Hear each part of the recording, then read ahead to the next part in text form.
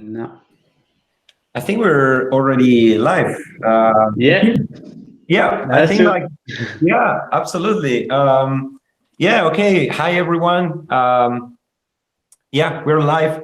We were actually, I mean, you might, find another person here, like interviewing another one. I say you might expect me to look like Antonio, but like in this opportunity, I'm the host, and I gotta say thanks, to Antonio for the opportunity to interview him.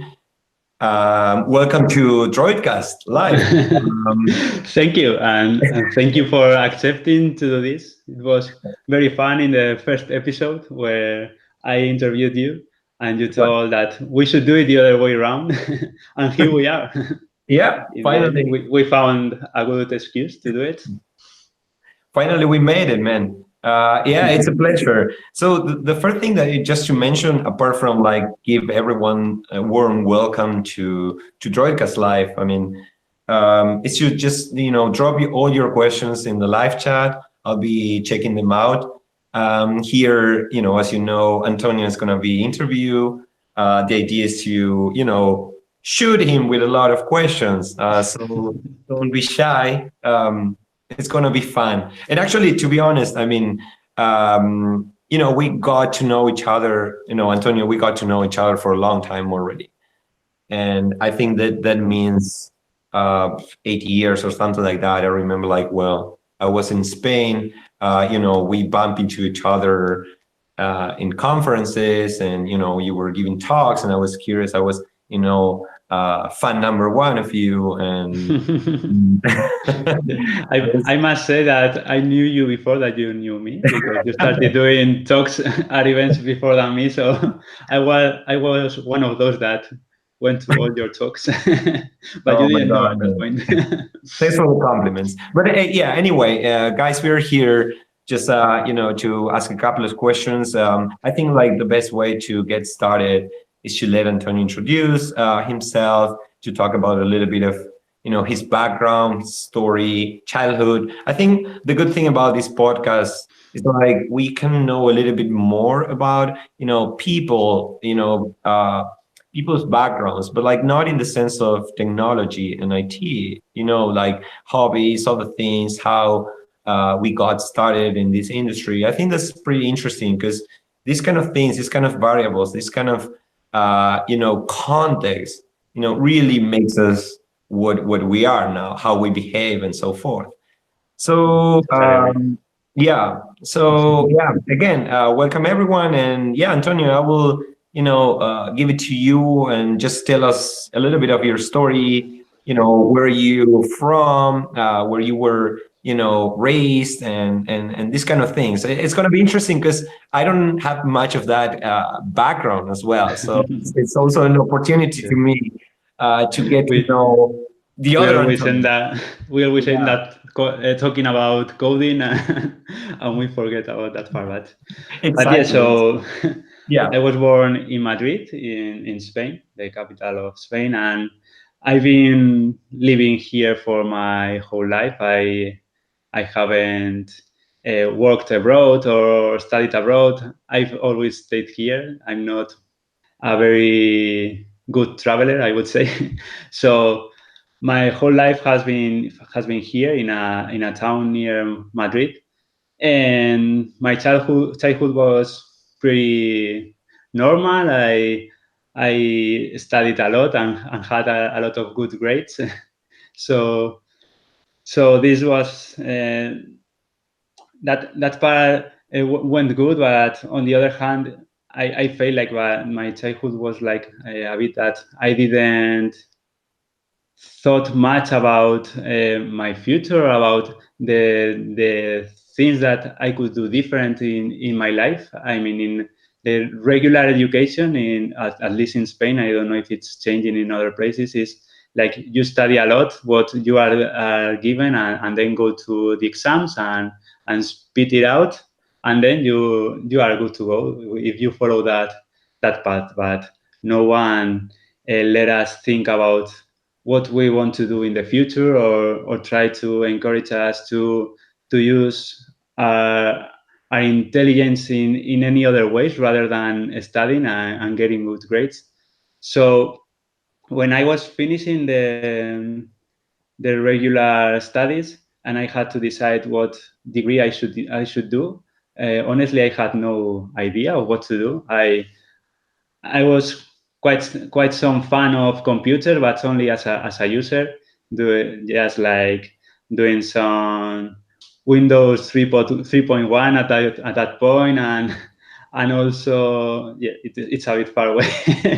We are getting older, Fernando, Yeah. and and, and also playing some games and things like that. But I hadn't done much development at that point. Only a few things that we did during the school.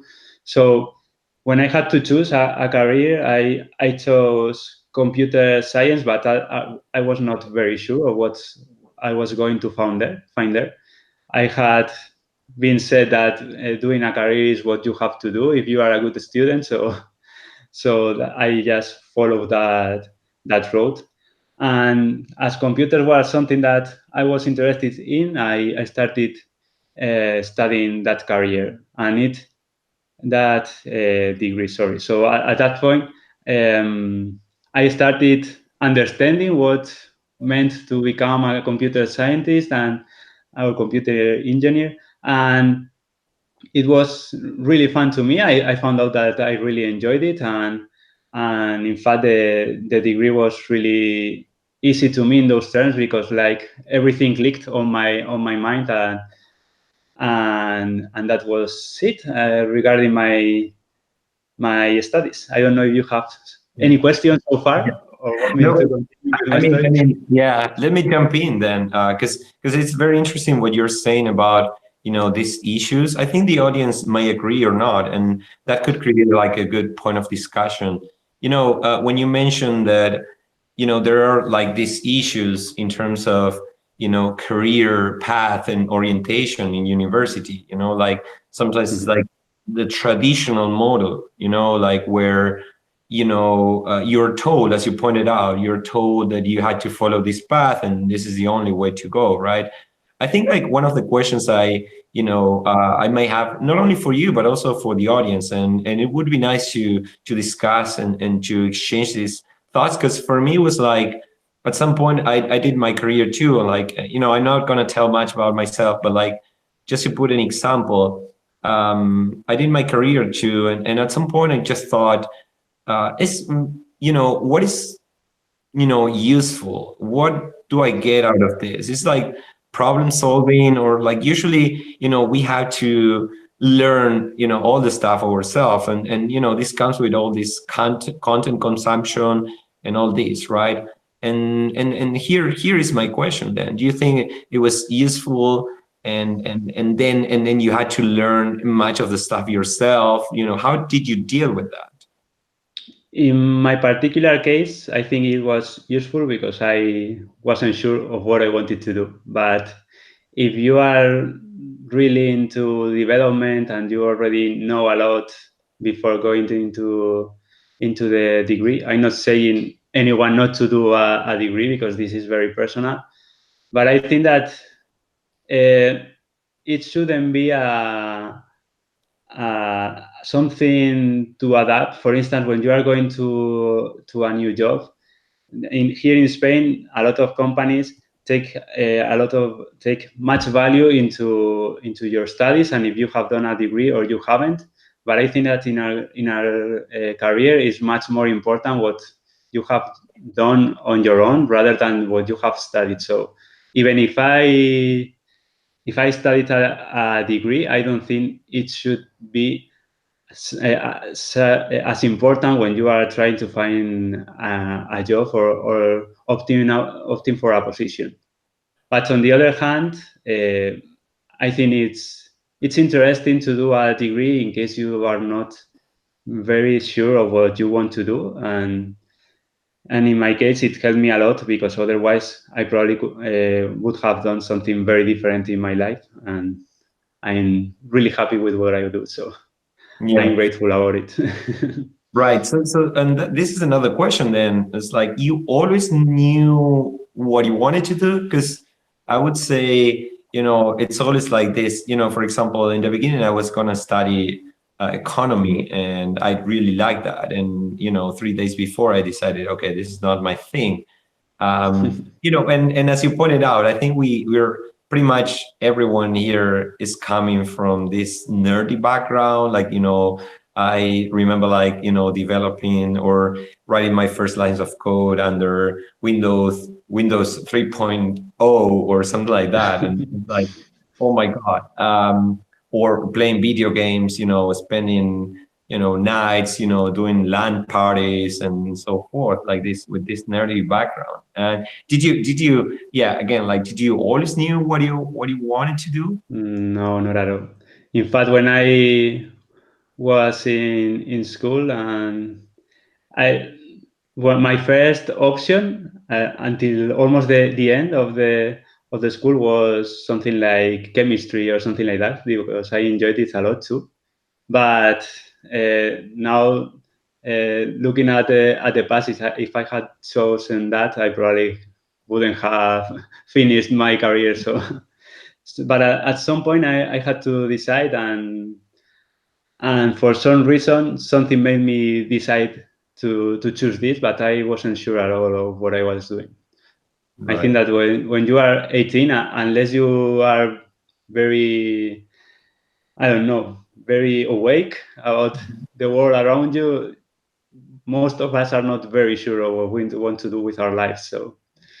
So we have to make some decisions at that point, and it's fine, because then there are some other people that decide to do a career and to a degree, and they find out that it's not their thing, and they continue with it just because it's what they studied. But in my opinion, we don't need to close to that just because we have studied something. At that age, as I mentioned, we are not very sure about anything in our lives, so it's perfectly okay to move to one place to another. That's my thought about it. Yeah, absolutely. I cannot agree more with you. Especially at this age, we're never sure, about what to do, and there's a lot of, moving parts in our heads, and it's very very interesting, and it's a very important decision in our lives, at this point in time. But yeah, so interesting because I was asking these questions, over the chat, and Ricardo Costera said that he learned more in 1 year of work than 5 years of university, even though that he would do it again. But it has to do also with the social component and support. On the other hand, Silvia Quevedo, thanks guys for Silvia and Ricardo for the opinions here. It's not. She says it's not very important what you learn, but the things how you use your strategy to go through. You know. It's interesting to see more. I think like this could raise a good discussion on Twitter. Then so thank you both. We're continuing with this. So with that being said, yeah, I'm a little bit curious about your first job, Antonio. What was your first job? My first job was in a big company here in Spain called Indra, that everyone here knows about it because it's probably the biggest consulting company here in Spain. And it was not something that I look for specifically, because when you end your career, there are usually like exchange jobs where you can uh, put your CV there, and then some companies interested on your profile start calling you.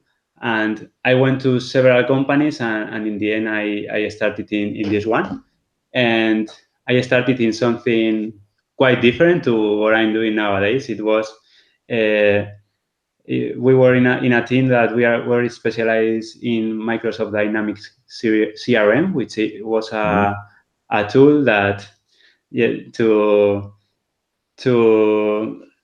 have all the control about the customers of a company and also the invoices that you have with them, the relationships in general with your customers, so that you can have like a path where your customer has gone through, and then you can communicate with them in different ways to keep the communication with them. Right. And yeah, and and this part was, some part was just consulting in the most strict way. You were to the company and understood their needs, and then customize the tool to their specific needs. But this tool also had like a more customizable part where you could implement plugins that were implemented in .NET. So I was working with C# at that point. And with that customization, you could do a lot more things and improve the experience in the platform. So I was, yeah, sorry. Go ahead. Yeah, so I was there like for complete years. I also did in that time, I also had the opportunity to do some web development too, because apart from doing the customization of the tool, we also integrated with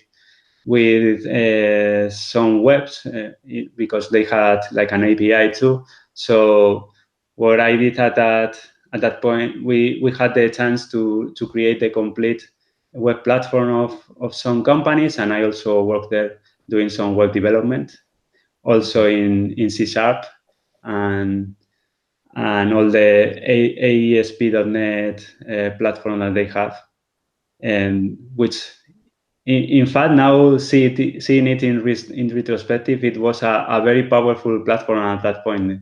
I think that Microsoft has always been like years away from the rest of development platforms with their Visual Studio or also C#. It's been a very powerful language for a long time. Lambdas existed long ago in C#, and they just reached Java, I don't know, 1 or 2 years ago. So Yeah. yeah, it was a very interesting experience. We're gonna get back to that topic because I think Yeah, might be probably. interesting. I agree with you because part of my past was, to work with Microsoft technologies and indeed with C#. But yeah, I mean, let's continue with my next topic here. This is going to be a little bit out of technology, but again, to the audience, feel free to just ask your questions, and anything here it's completely valid. So if you're more interested in the hardcore stuff, the technical stuff, I think we have the opportunity to have here Antonio. So yeah, please go ahead and put your questions on the chat. I'm gonna be reading them. So Antonio, yeah, apart from like being a badass in technology, what are Not your that hobbies? bad. What My are your hobbies. yes? Okay, that's a difficult question because I've always been so busy that it's difficult to me to make a difference between my hobbies and my job. But I would say that since I was young, I've been interested in creating things, in particular in creating something personal, something that was mine. For instance, to put a very silly example, but when I was a teenager, I I did like I created like a mini job inside eBay where where I was a lot into anime at that point and manga and all that. So what I did was to buy lots of merchandising and figures in Japan. I imported them to Spain and then sold them one to one through eBay. So the difference was like my my profit to then go out and enjoy that part of my adolescence. So it was now again in retrospective, it's interesting because I did it just because I was trying to discover and find out new things and new ways to make money probably, but now I see that this has accompanied me during all my life, because after that, as we'll talk later probably, uh, I've been always trying to push, apart from my work as a developer for third-party companies, for other companies, I've also been always doing little things that led me to where I am right now. Cool. So this has always been one part of my interests, and what everything that it entails, like for instance, uh, digital marketing, or how to create websites, or things regarding WordPress, or even accounting, how to organize your company and your team. So a lot of little things that made me all the time being busy with learning new stuff that were like a little bit different from what we use as developers. Right, right. So I mean, that's interesting because I got a question here. You know, when you were talking about, you know, your figures, you know, and all this stuff that you did, you know, in Japan or with Japan, Ricardo asked like, what kind of style was that? Anime, manga, something like that? These figures. Are you a big fan of them, by the way? Yeah. uh, at that point, when I was in my adolescence, I was a big fan of lots of animes. I watch a lot. I prefer like short animes of 24 or 48 episodes rather than those big ones like Naruto or Bleach, which I also watched, but ended up leaving them because I probably know that. I don't have that compromise with the with the shows, but yeah, where I was younger, I watched a lot of smaller series or TV or anime shows. But nowadays, I have it a little forgotten, to be honest. I watch something from time to time, but nothing like it was before, that I even had a list of what I have watched, and try to discover the new shows in that season that were the ones that were going to crush it and things like that. But yeah. It is terrible, man. It's like, you know, when it creates this addiction, right? Like, I mean, when you start comics and you know, watching nerdy stuff and so forth, and that brings up, you know, I don't know, this came, you know, just came to my mind now, and you know, because of what you mentioned, you know, this compromise that you create, and for me, it's like sometimes I create these kind of compromises because I procrastinate, you know. Procrastination, by the way, it's such a big topic, you know. I don't know how you know, deal with it, because for me it's like, okay, sometimes I find, you know, time to do other things that are not, you know, high priority, just to avoid, you know, doing something more important, and it's such a topic. So I would definitely appreciate here, you know, Of some course, stuff from the viewers regarding procrastination. So Antonio, yeah. with that being said, and I seen you like, you know, doing a lot of stuff, and it looks like, and you know, you contribute a lot to communities. You're very active, and so forth. Do you procrastinate? Well, of course, we all do. I think that's that's difficult not to do, but there's a perfect trick to avoid procrastination, and I'm going to unveil it today, which is just commit uh, to something, to someone to do it, and then you will be forced to do it. For instance, when I decided to write my book, I released it at 10% of the end of the book. So as people bought the book in that state of the progression, I was forced to finish it because there were people that had bought that book. So they wanted their book finished. That's an example.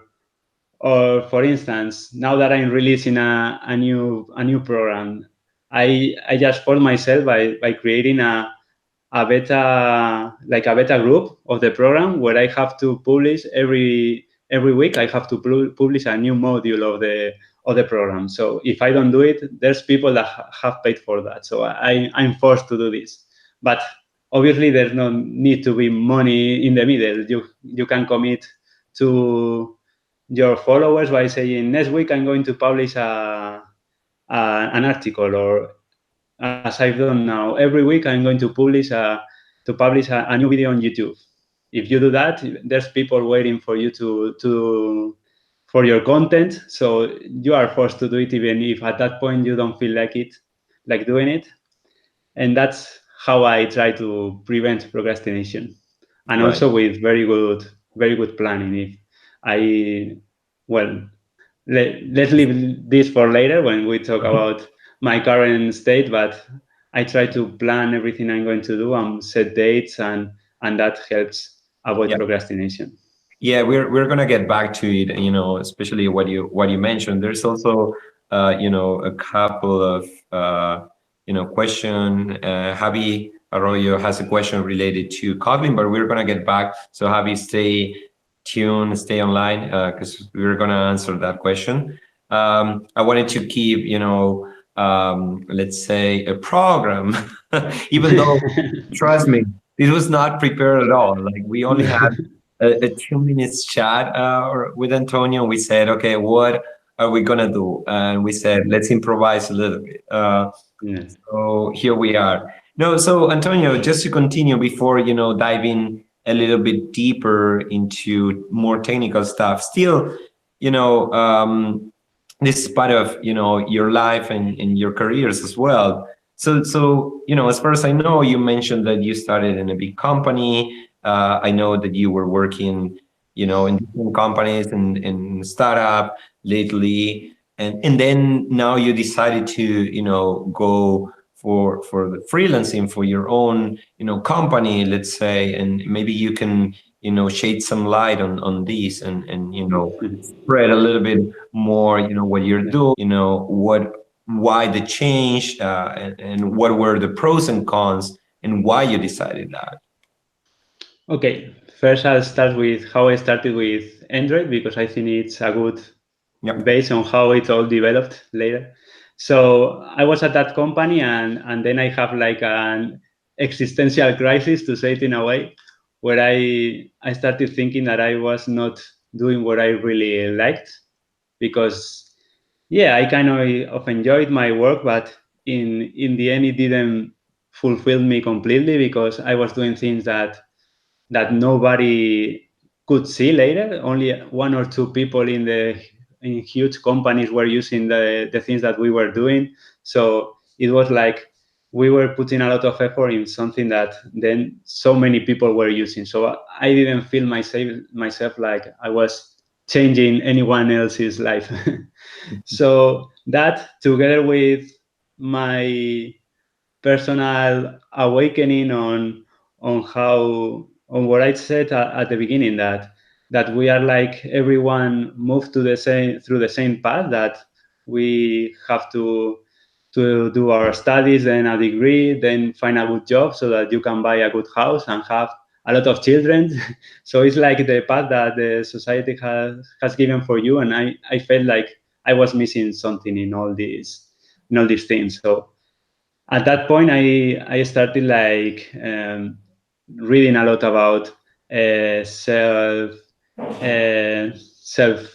I don't know how this is said in English. Self growth Yeah. books and things like that, where I think that a point in your life can be very helpful, and they helped me understand that I was not at the point of my life where I wanted to be, and that like started changing a lot of things in my head first, and that's reflective, of course, in my life later. For instance, I I started uh, looking for new things to do, because I was not convinced that what I was doing was the thing that I should do, and I was even sure that programming was my thing. So I started like thinking about other ways to create my own company, and how it could be about. And and at some point, I started learning about the mobile development because at that point it was a thing already, but not so developed as it is right now. And I decided to start taking a look at it because maybe I could create an app that then I could live from, for instance, with ads or with creating a service or something like that. So I had to decide whether to start with iOS or Android. And the decision point was simply the money because to start developing with iOS, I had to buy a new MacBook device or something like that, and also an iPhone, and it was a lot of money. While the first phone I bought, that the first Android phone, in the end was like 80 euros or something like that, and my Windows device could be used to develop Android apps. So that was the only decision why I started with Android instead of iOS at that point.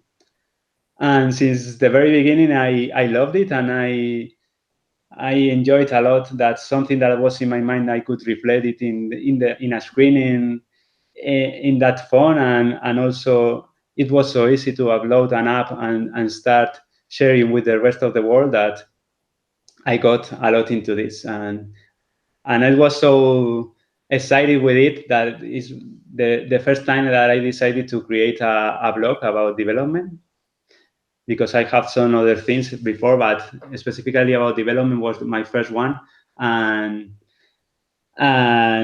that's how it all started, related to Android development. Yeah, so yeah, from that point, I Wait, quick managed to question. I have a open. question. Sorry. Sure. I have a question. Then, like maybe just to get a little bit more context to the listeners. I just say like my first Android device was a G1, so the first official one, and I started with a prototype. Do you remember which was your first Android version, your first device, or what you did when you My first, started yeah, yeah. development?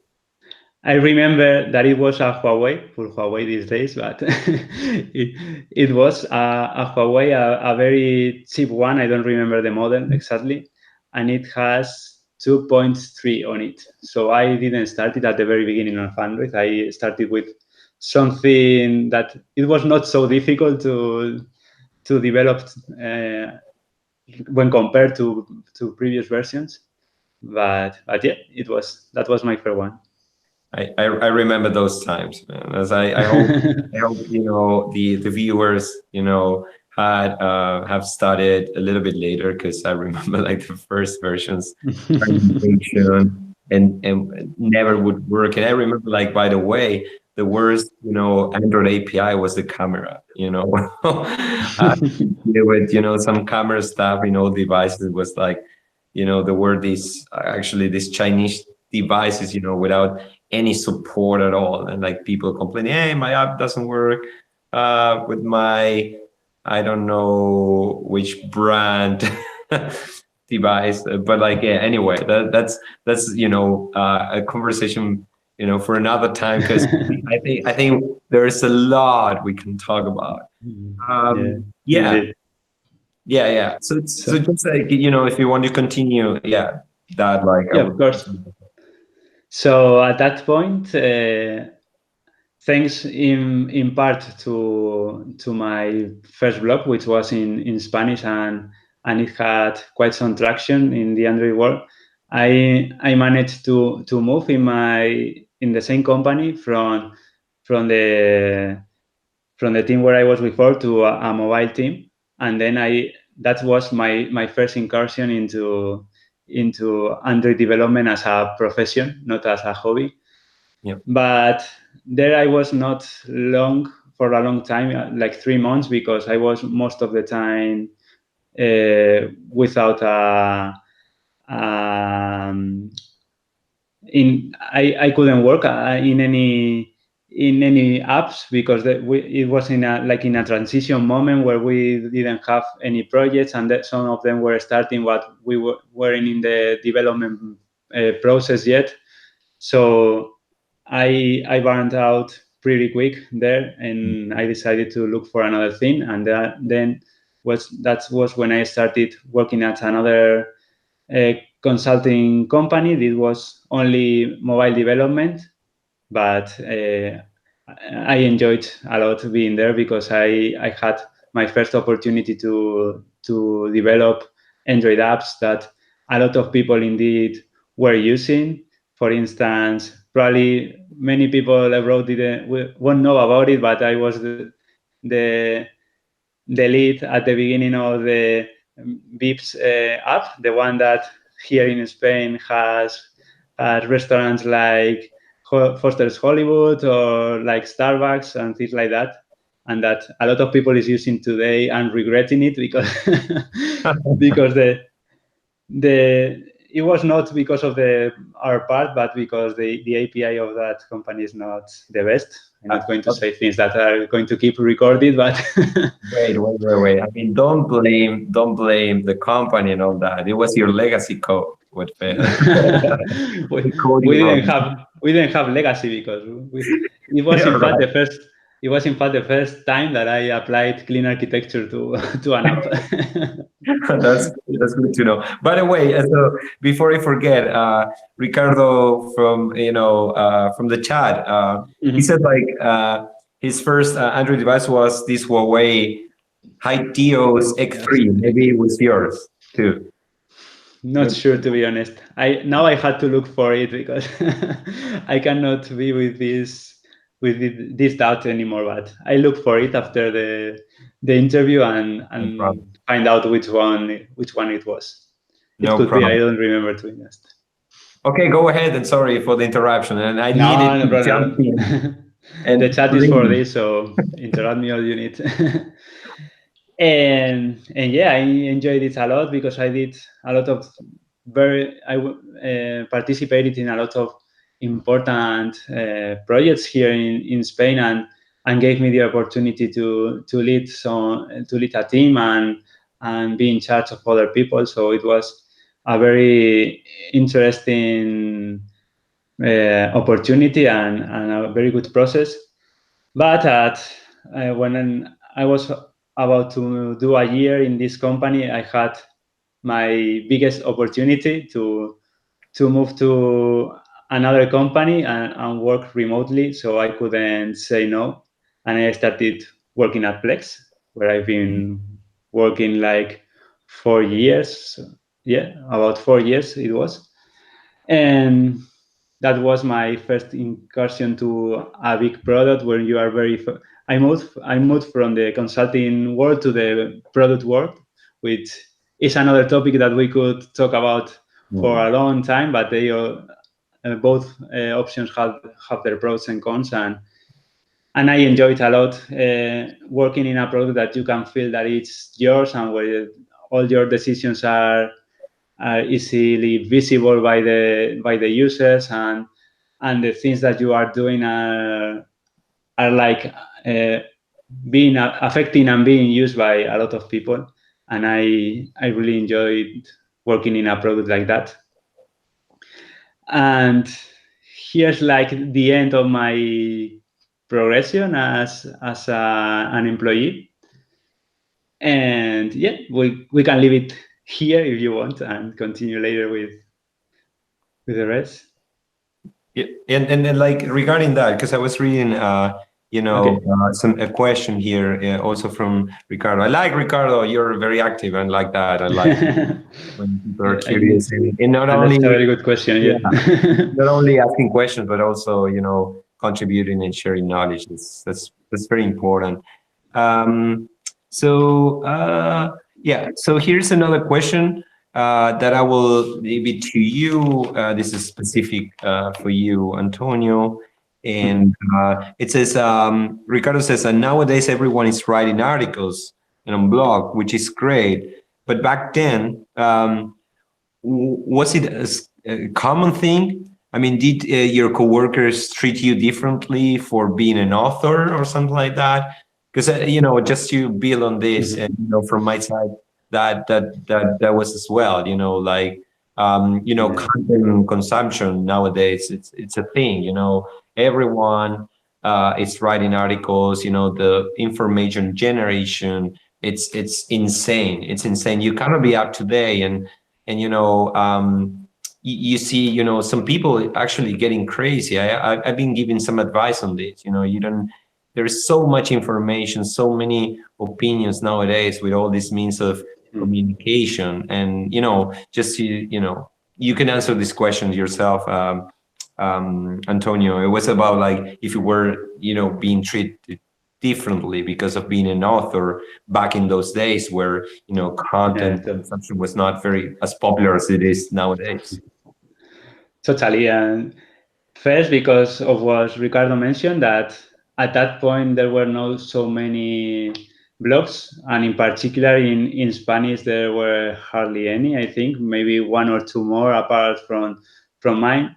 So this second job that I got, the one that I was 1 year working in a mobile consulting, I got this job. I'm sure that 80% of it was because they were using my articles to answer their questions when they were developing their apps. So having me there, like, was going directly to the source. And in fact, at that point, and even now, I didn't know that much. I only knew about what I was writing. So the difference in knowledge wasn't that big, but I think it put me, in our case at least, in a different situation where I was considered like I had much more knowledge that the rest of the team, which in the end was not true. And I feel, and I'm sure that you can relate with that. And when you are exposed like this, writing articles or doing conferences and all that, people think that you know much more than what you know in reality, and that you have the answer to all the questions. And that's how I felt at that point, and even more at that point because I wasn't used to it yet, about people thinking that I knew everything. Now i'm I can very easily say I don't know about something, but at that point I felt like I was imposting a little my situation because of this thing. I don't know if you have felt like the same way. I'm sure you do because we talked about this before. You can Yes, share yes. No, your no, opinion about this. yeah, you're totally right. Like, I mean, I think like we're not any different. I mean, sometimes like it's a luxury. Some people just come over and tell you what they're grateful because of what we have been doing. I think it's not anything we like to share. That's it, and we are a little bit extroverted in that sense. But like we don't know it all. I always say like I mean the hardest part of being a professional is to know how and when to say no. We shouldn't be intimidated by anyone, and also I always say like we put our own pressure on ourselves, right? I mean in the end no one is pointing us with a gun, and that's why just to give you an example, sometimes the CEO of the company just comes over to your desk and asks you to do something pretty fast for tomorrow, and that you cannot do it. and even though that you might say, yeah, but that's what you pointed out. I learned when to say no, and if they fire you, they are not going to solve the problem anyway. So, Yeah. but yeah. Anyway, I got another question then. If you want to then build up on all this, Antonio, yeah, just feel free to jump in. Suppose this is meant to be a chat between friends and between all the people here. Where I think we're all in the same boat and we're Of course. struggling with the same problems and so forth. So I have another question here from Yaroslav. Is Shuk?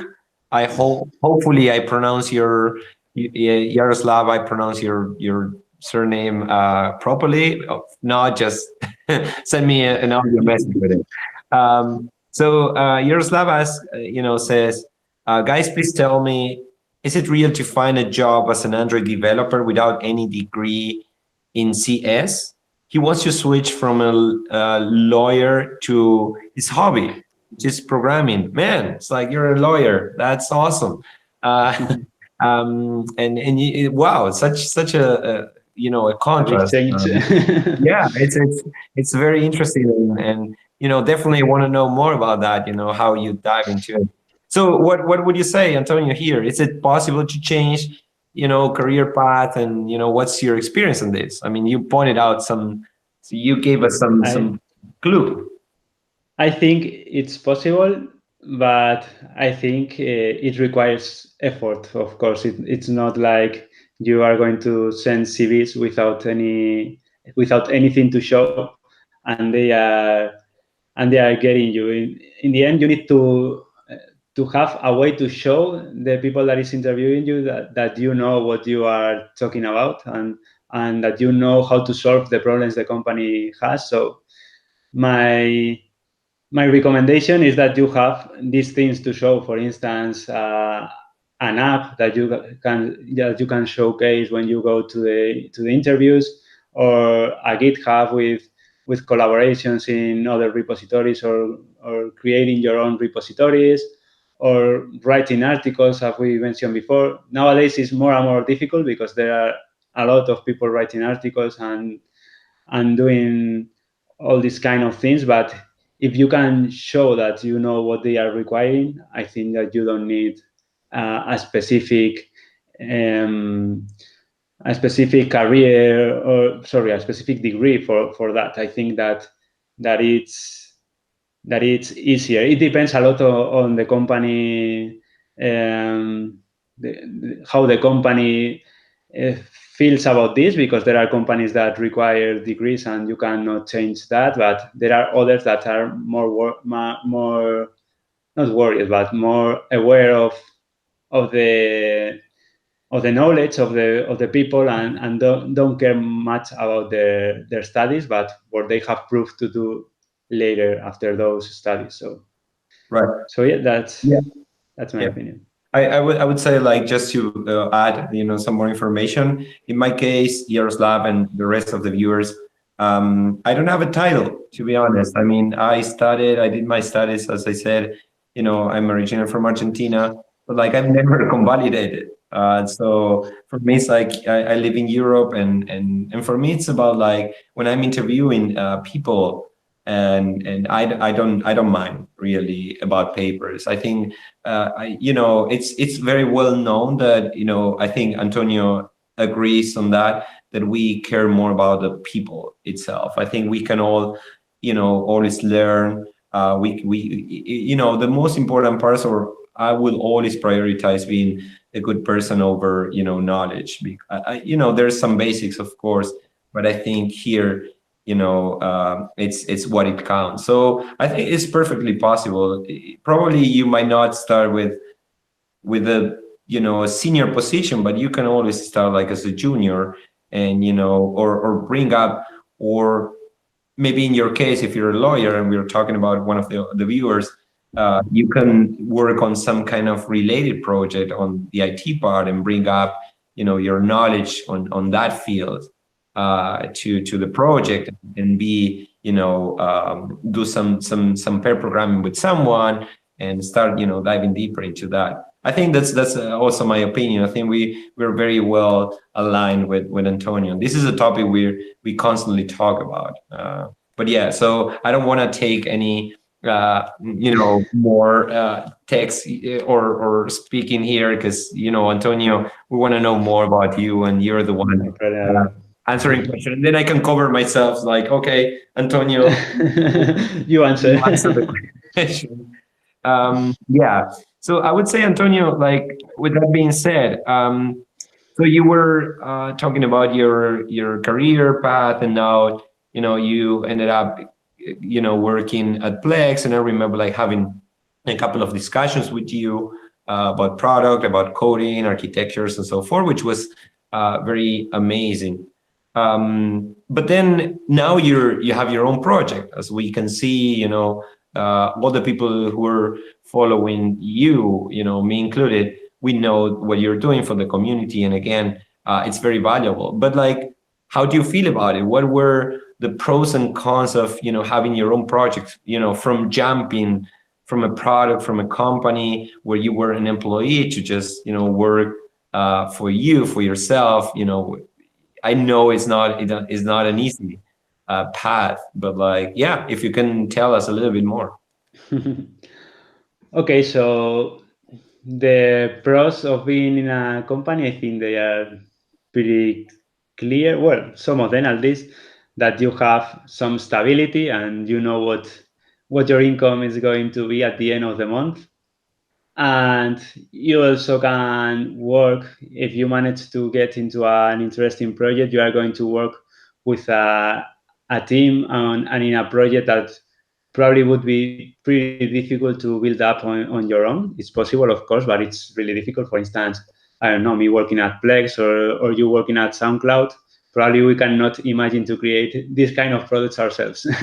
so so I think that's what gives you working in a team that and specifically working for another company. And and the cons of that, probably that you are tied to in the end to what the company wants from you. If the in the end the product is or the products that you are developing have not been decided by you, and even you can have more or less um, this decision in what you are doing, but in general the decisions are not made by you. So you are developing something that someone else has given, for instance the designers or the product team or things like that. So if you are wanting to create your own things, it's possible that this is not the best place. Another thing is that you don't have in general, we are having more and more um, flexibility in these new projects, in these new companies, because with remote works and also with these flexible schedules, it's easier and easier to balance your life and your work. But in the end, you are tied probably to work 8 hours per day and weekends free and all that. So the regular schedule that doesn't allow you to be more flexible as it's my case now. And when we reach to the part where why I decided to do this, probably you will understand it better. But I think that these are the cons. And obviously the cons of creating your own project is that you need to have a base if you don't want to just throw out and then uh, probably miss everything, because you need a financial cushion in case everything goes wrong. You need to have something that is tangible, that you are sure that it can develop well and work. And I think that if you don't want to do it good, you have to start a lot sooner than when you decide that you want to jump into it. At least if you want to have something stable from day zero. Right. And that explains probably a little of my progression while I was working for other companies. And you can see other things that appear in the meanwhile, like the book, the course, and all these things. They were part, of course, because I enjoyed it, but also part because if at some point I decided to start working for myself, I needed something that could pay the bills. So Yeah. I think that's one of the, the most challenging parts, right? I mean, to be able to be profitable without sacrificing, what you used to have, or at least in the beginning, I know how much you struggled and how, strong you had to be in order to make such a decision. So yeah, I mean, regarding that, now that you have your own project, I think, Kotlin, it's a thing. Your reference, you wrote a book. I think Kotlin was a game changer for you, apart from what you had done in the yeah, past. totally. And before I forget, like, and Javi had a question related to Kotlin. Kotlin is officially supported by Google from a year or more ago. So let's get into the technical stuff. I have a couple of Okay. questions here too. So Javi is asking, is if do you think that Kotlin can be multi-platform? If it's a thing, what's your opinion on this? And if you also think it's the future of mobile development. Okay. As we also say when we talk about these topics, you and me, that we have talked about this a lot. This is like trying to predict the future with it, which is impossible to everyone, I think. But what I think about Kotlin multi-platform is that it can be an option in the future, and of course, I really hope it is. But we have nothing sure right now because multi-platform is still a preview version, and they probably have a lot of things to tweak before it's ready to be used in production. So my feeling is that, as with everything, there will be use cases. Some companies, probably in smaller companies, where they want to have a good base of code that is shared among the different platforms. I think it can be helpful, and probably in other situations, there will still make sense to have different technologies for different platforms and keep doing things as we are doing it right now. It's the same as when we are asked about Flutter or things like that. Like that, my opinion with all this is that there are use cases where when it makes sense and it may work. And if I had to decide something today, I'm the CEO or CTO of a company, and I have to decide to start using Kotlin multi-platform. I probably wait a little more until things are more clear about the future of this project. Right. I'm sure that it will become a thing because the Kotlin team is putting a lot of effort, but it's difficult to predict whether it will be something as mediatic as Kotlin for Android development or something like that. Probably we need to find out in the future. Yeah, I think that also answers the question from also Ricardo, which were about thoughts on Flutter. I mean, it's from my side. If you let me, add my opinion here, I would say I definitely agree with you. I think you had to apply software development in order to where you can fix a problem. Like let's put an example. Like I'm not a strong believer to this multi-platform frameworks or programming languages. Not yet. I think they can be the future, of course, because it's unpredictable and it's pretty hard to say, how far they're gonna get. But like in my experience, I think you can always use a combination of native development and all these frameworks like let's say React Native or Flutter or whatever. So at SoundCloud, I always give the same example. Like for example, when if you wanna build up something very complex, I think there's no room for React Native, or at least I haven't seen super mega complex applications out there. But like you can use in a hybrid, like for example, implement the login screen, which is not usually it's pretty straightforward, I would say, and usually it's a cross-platform thing. It doesn't change even the UI, so you might be able to develop that in React Native or Flutter, and then combine that with native development. I don't know. That's my 2 cents here, and I wanted to just spit it out. Sorry, Antonio. No problem at all. And let's put a very specific example. Imagine how difficult it is that the camera works for all Android phones. Imagine that apart from that, you have another layer that is Flutter, for instance, that needs to work for both all Android cameras, but also for the iPhone camera and let's say in the future that they are doing web for the camera on a laptop or a personal computer. It's it's completely it's very difficult that everything works smoothly in all platforms just with one solution. So I really hope that this is the future, because it will be very helpful for companies to grow faster. But at least at this point, I see it very difficult. As you mentioned, we need something in the middle. Something in the middle can work for some companies. For instance, having a big part of it in Flutter and some parts in native, in Android native and iOS native. Right. Right. So yeah, that's my Yeah, view on it. definitely. I think like pretty much everyone on the chat, agrees on that.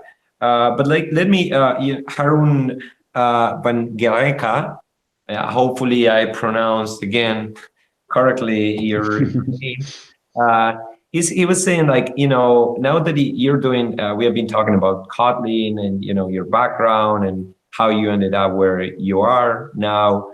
And, you're currently, mentoring people, right? I mean, including me, it's super nice always to exchange knowledge with you. And he's asking, you're doing this, but like, do you have a mentor?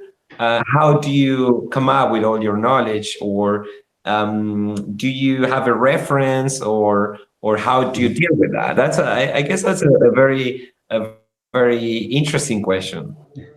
Yeah, in fact, there's a person that I owe him a lot, and that you've also worked with him, so you know about him, which is Manuel Peinado. For the people that has been working a lot of time in Android, they may remember him because he did a couple of very useful libraries at that moment. And I was with him at Indra for 1 month, just 1 month. We were together there, and then he moved to 20, where he started working with you, in fact.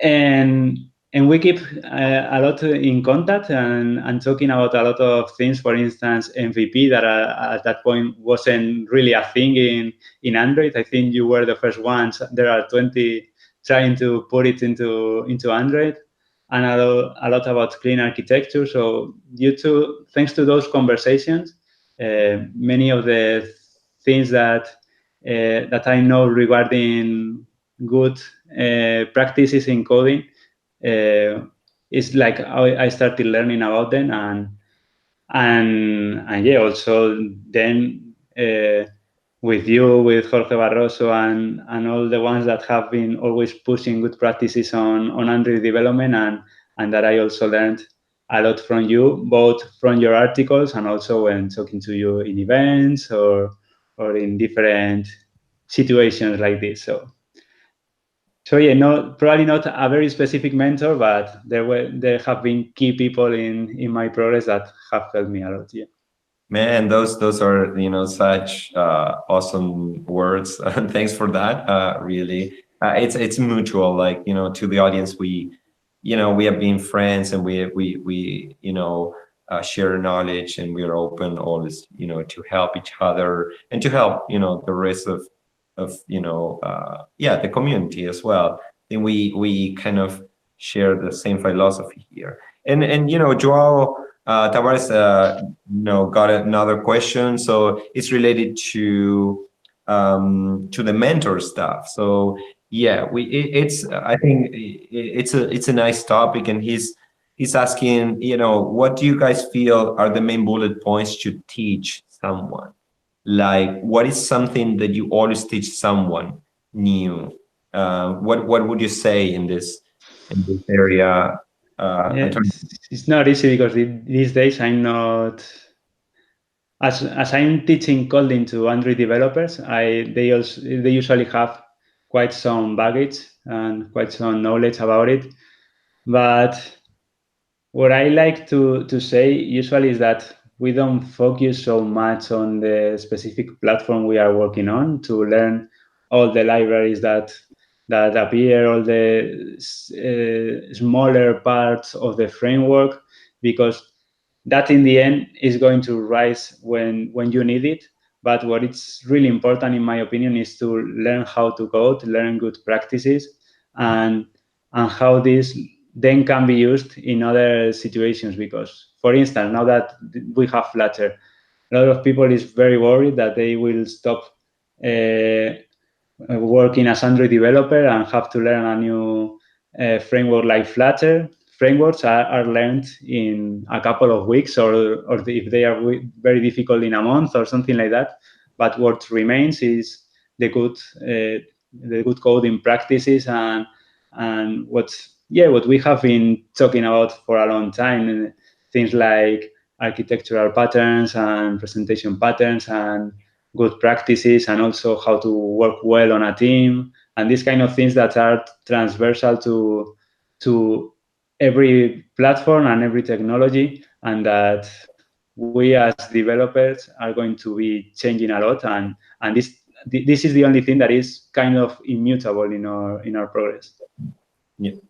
Yeah, totally agree. I would also, soft skills, like, I think like I would That too, prioritize, yeah. good software, a good software engineer over a ninja platform. Of course, you need, someone who knows a lot about the platform itself, as you pointed out. But I think we are both strong believers of good practices of, problem solving in general that could apply to any solution out there. I think one of the things that, and I agree that you pointed out, is like, architectural patterns, good practices. Again, I think that's very important, and also, being a good professional, being a good person. I think that will give you a lot of,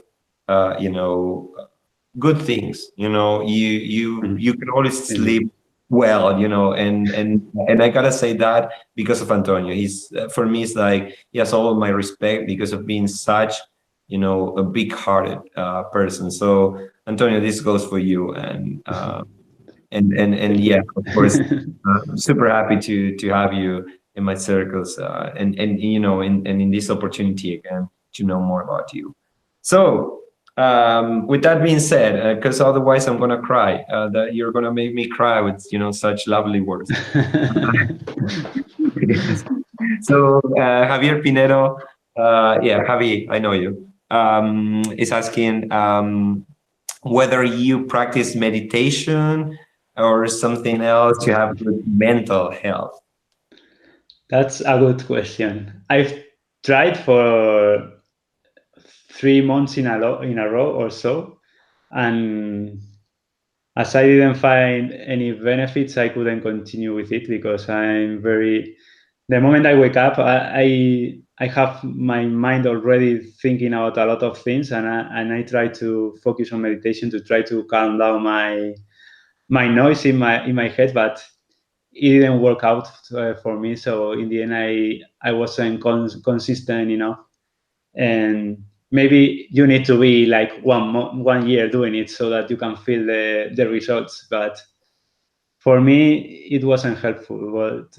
What helps me a lot is what I mentioned at the beginning. That is to have very clear what I'm going to do during the day. So when I wake up, I I already have the things that I'm working on during the rest of the day, and then that gives me clarity and gives me um, removes the possible stress that I may have about all the things that I have to do. I can focus on what I have to do, and that helps me a lot. I'm a big fan of planning, and I always plan at the end of the week what I'm going to do the next week. And I also have like a 3 month away plan, big plan that then I split into parts during the quarter. So these are the things that keep me balanced, I think. This, and of course, have time for myself and for my family, and be able to forget about the rest of the things for some parts of the day. Right.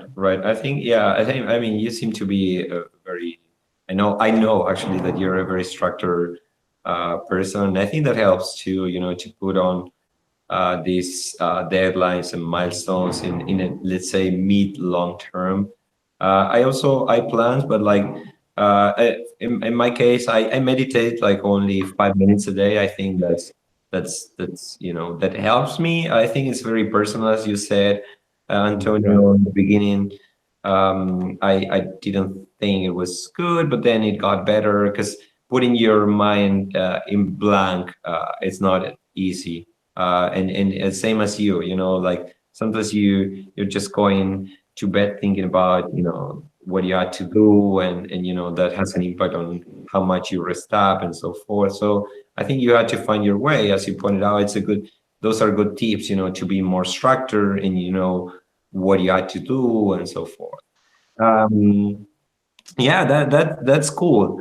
Then one of the things I wanted to I'm probably gonna jump out of um yeah of the technical stuff, let's see, because you're a dad now.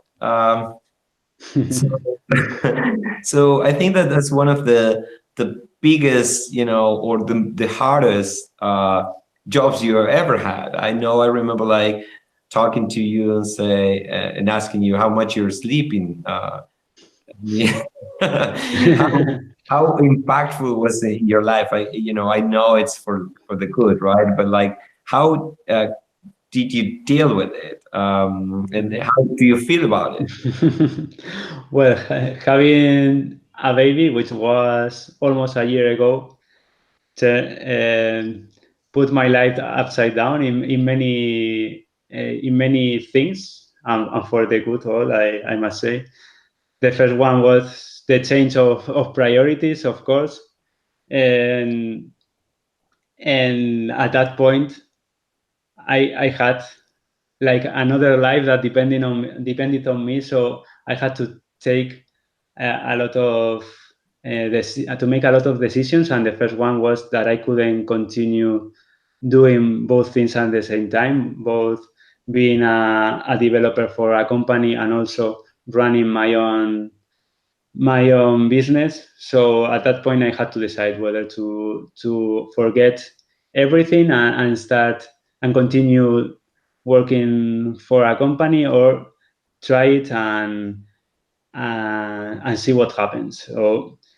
So at that point, I decided, like a couple of months after my child was born, that I had to take this decision, and I decided to continue with my project, which also is a bit into what we mentioned before, that about the flexibility, because of course I had a lot of flexibility before, because I was working at a remote company that also gives you in our case, it gave a lot of um, easiness in of all these things, so I could more or less balance my life very well. But in the end, you have to do a good job for a person that is paying you, so you have an extra responsibility on that part. And I wanted that if I had a part of my week, or even some moments during the year that I was not so productive, because I prefer to be more with my baby and with my wife, that I could do it without any issues, and the only responsible person was me, and it was only affecting me. So that was what in the end made me take this decision, and also because of all the effort that I had put to make this thing work out, and also I didn't want to leave all this effort away without trying before. So this was the moment where I decided that I wanted to try it on my own, and to begin with this. And answering the question that you mentioned about how I'm sleeping and how I'm doing to balance everything, the thing is, again, some planning, and taking into account that these things can happen. I have, for instance, some blocks during the week where I don't plan anything, for in case everything happens. For instance, this night I haven't sleep barely anything, so I had to wake up a little later so that I could be kind of fresh now. and I had to start later in the morning, and this means that the things that I had planned for the previous for the time I went sleeping, I had to do it at another time. So that flexibility is very easy when you are your own boss and you can decide when you do one thing or another. And yeah, this is where I'm now, more or less. I try to adapt all my life to the needs of my baby instead of doing it the other way around. So if I don't have to work one day because she has to go to the doctor or because we want to go to some place, I can move my schedule in any way so that this can happen, or even work from another place, because this, as being remote, is you have this chance to do it.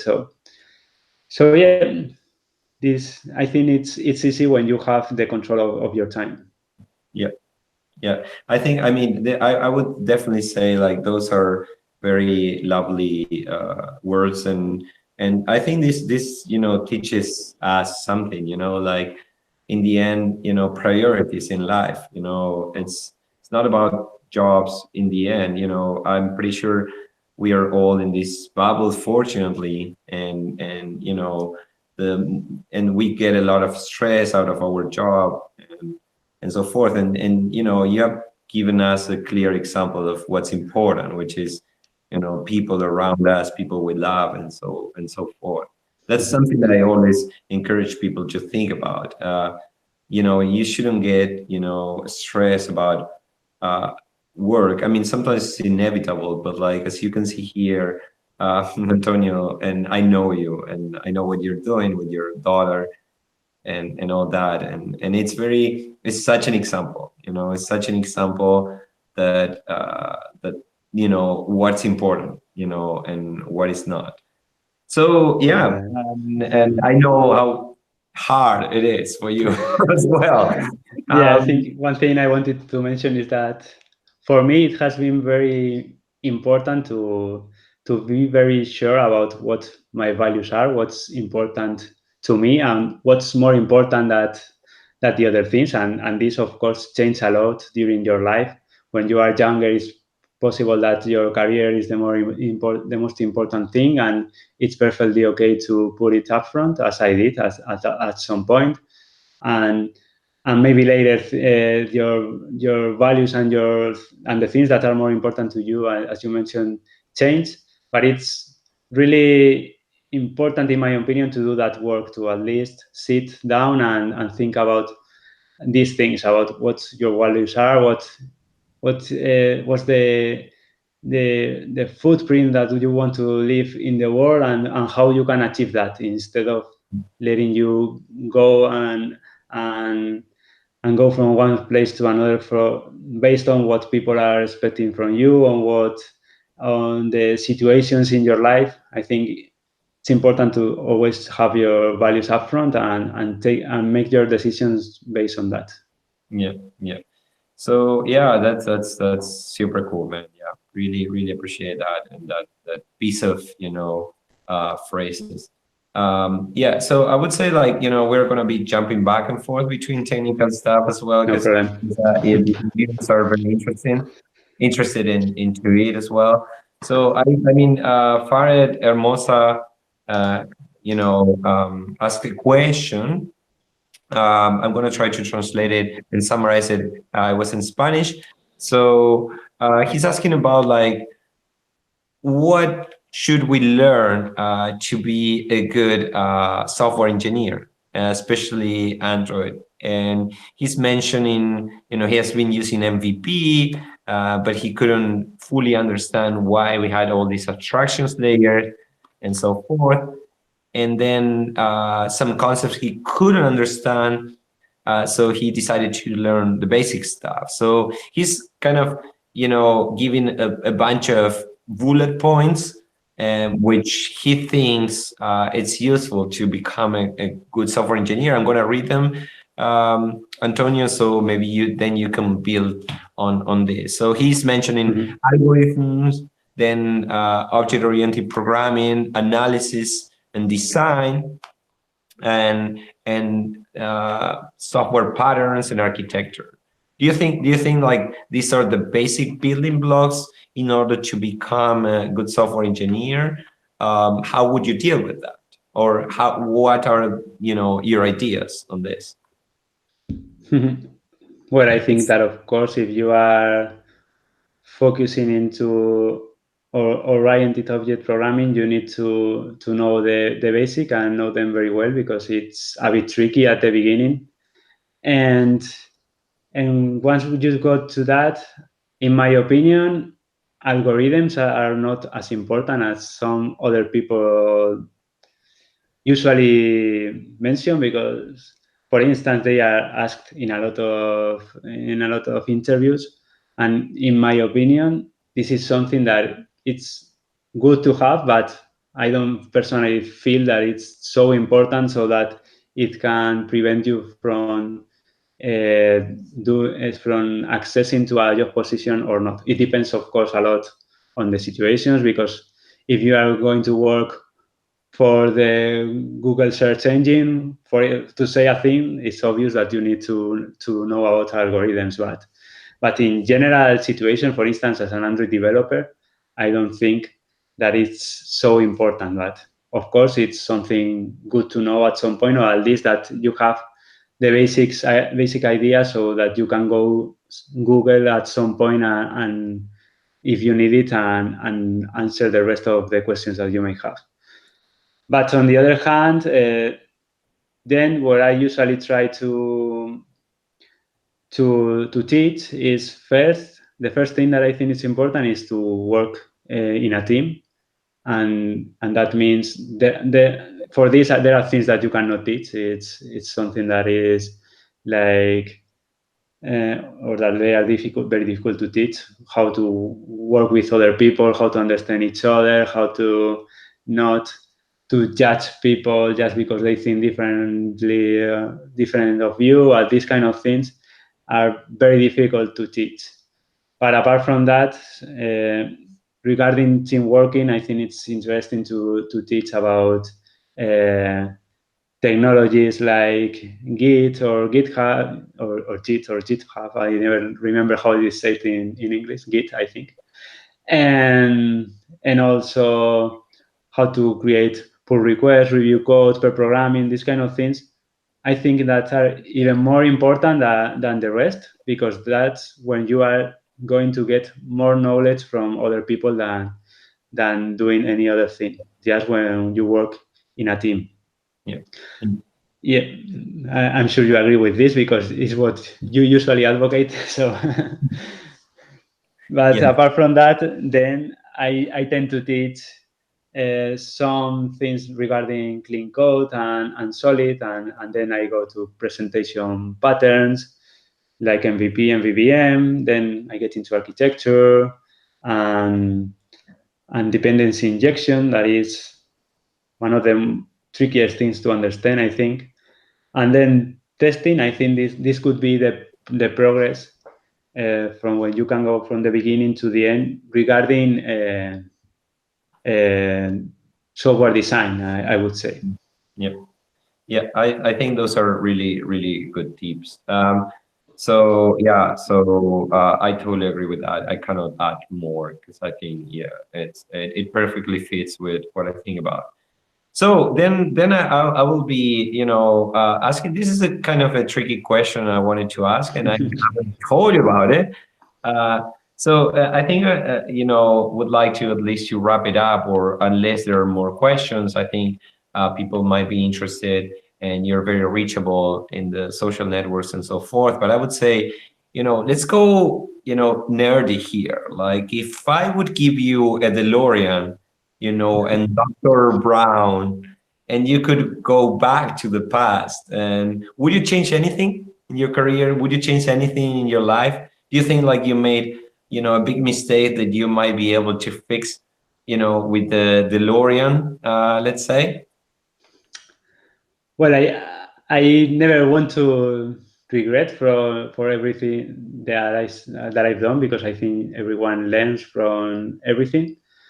But in order to speed up my progress, I would probably have gone sooner to events and to do networking and meet people before that I did, because I think that really was one of my inflection points in my career, when I started meeting other people that were doing the same as me, where we could push each other to improve, and I think that was something important to me. And I would have said to myself in the past that I could have started doing that before, not even with Android, but only with Android, but even before, when I was doing other things that were not related to Android. I think that it would have helped me to be more passionate about what I was doing, and to enjoy more my career at that point.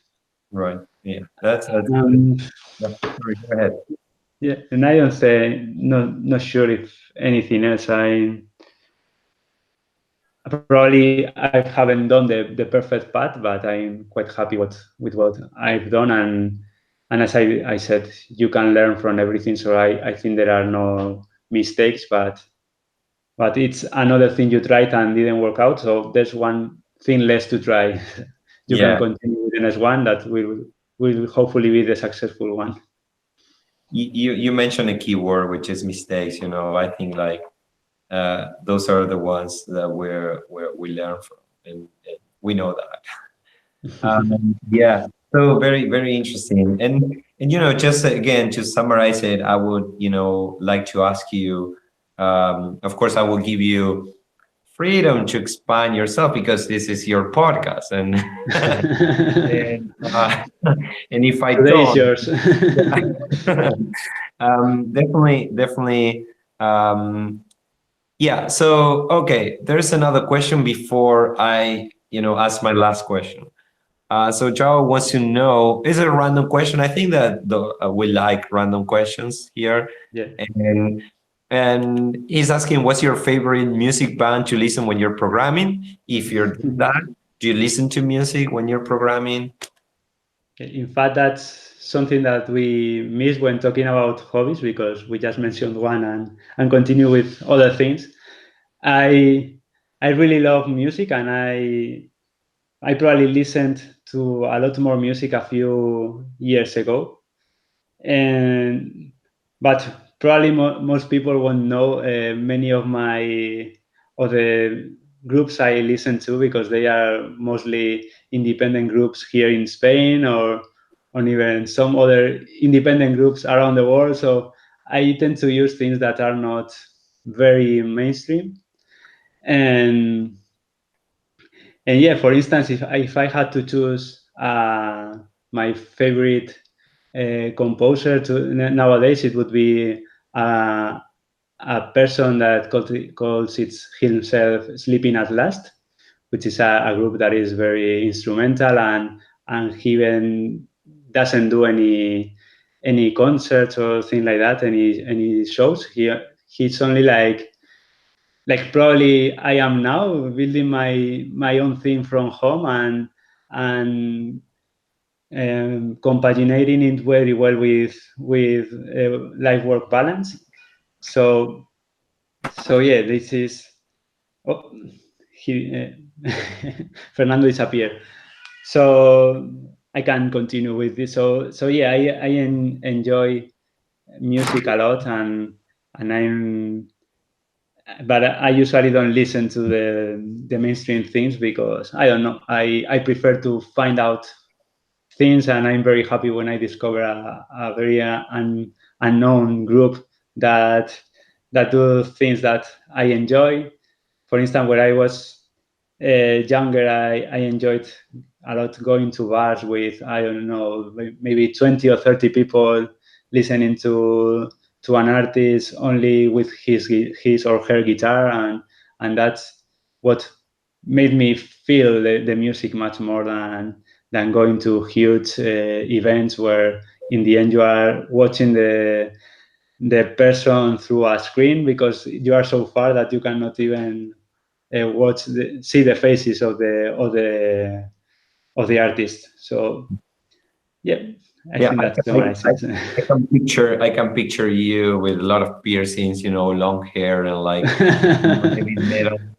So, No, by the way, I'm a big fan of heavy metal, but yeah, so that's interesting because this is the other side of Antonio. We also wanted to know.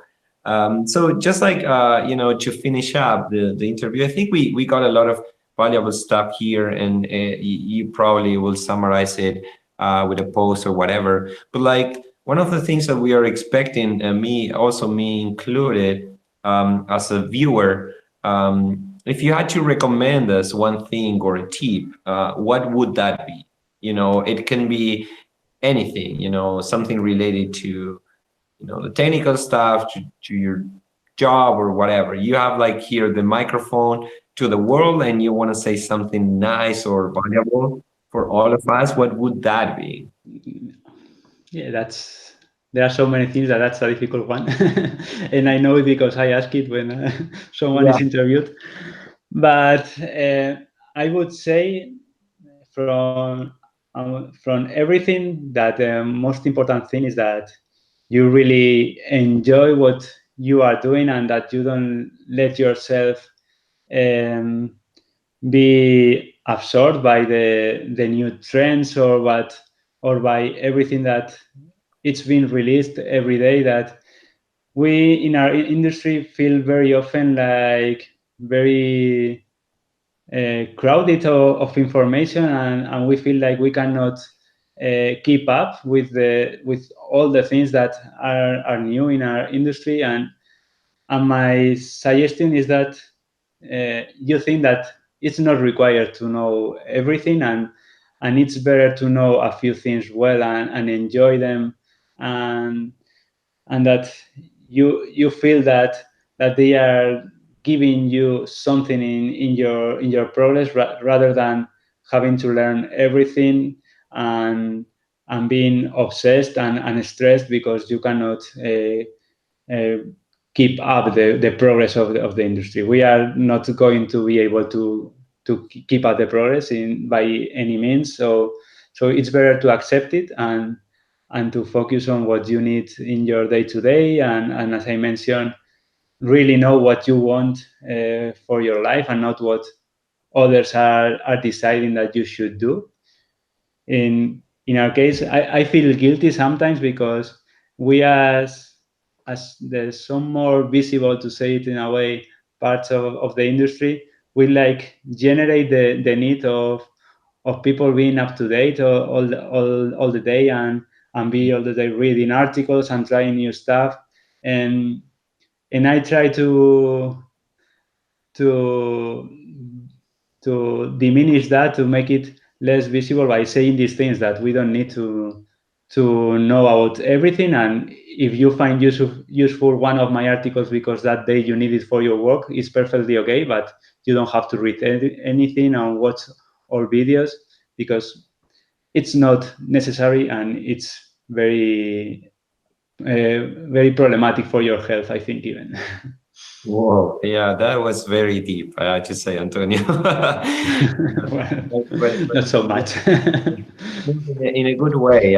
I cannot agree more. I think it's very valuable what you're giving us, and you're realistic, and you're aware of what the problems are out there because of experience. You have a lot of experience and so forth. I would ask the viewers, if you have any more questions, just speed them out. We're gonna be here a little bit more, and then otherwise, Antonio, if you want to say something else, I think like we got to know a little bit more about yourself.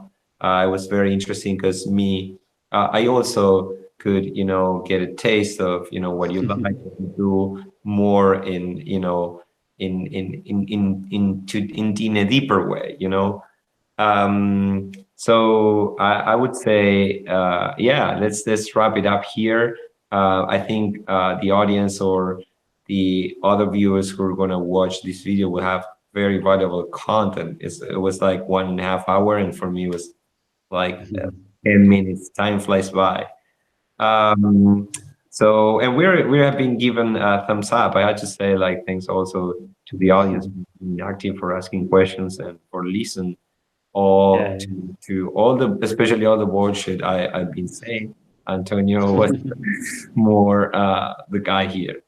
So Antonio, if you want Yeah. to wrap it up, or if you want, it's yeah, it's you. Yeah. I just want to thank everyone that has been here live, or the people that are watching it after on YouTube after this has happened, to spend this time with us talking about our stuff.